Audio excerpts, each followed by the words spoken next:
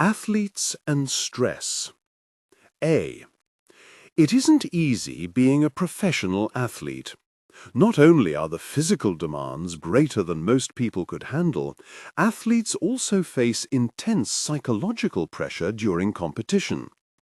This is something that British tennis player Emma Raducanu wrote about on social media following her withdrawal from the 2021 Wimbledon tournament.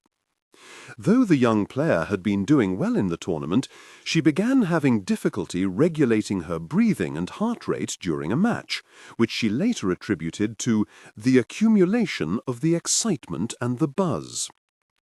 For athletes, some level of performance stress is almost unavoidable, but there are many different factors that dictate just how people's minds and bodies respond to stressful events. Typically, stress is the result of an exchange between two factors: demands and resources. An athlete may feel stressed about an event if they feel the demands on them are greater than they can handle. These demands include the high level of physical and mental effort required to succeed, and also the athlete's concerns about the difficulty of the event, their chance of succeeding, and any potential dangers such as injury. Resources, on the other hand, are a person's ability to cope with these demands.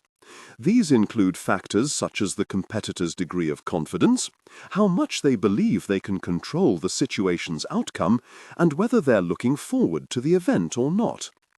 C. Each new demand or change in circumstances affects whether a person responds positively or negatively to stress. Typically, the more resources a person feels they have in handling the situation, the more positive their stress response. This positive stress response is called a challenge state.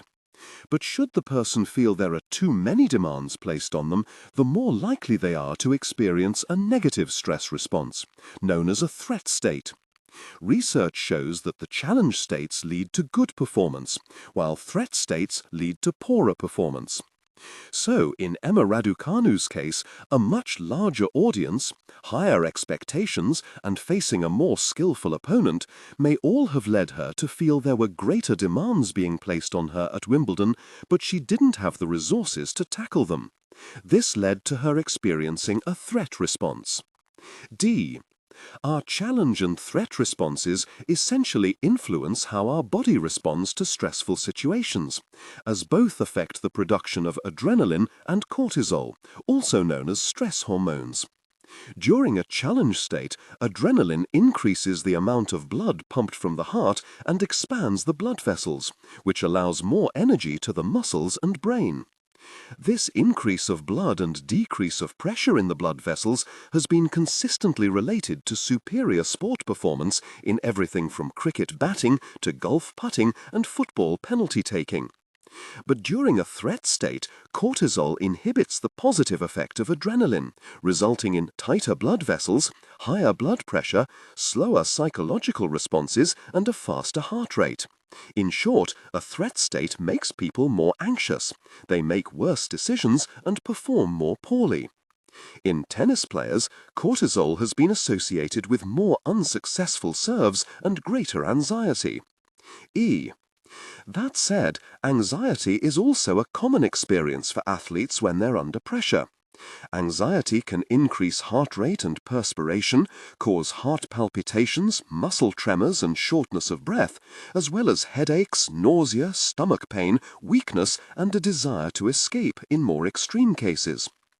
Anxiety can also reduce concentration and self-control and cause overthinking.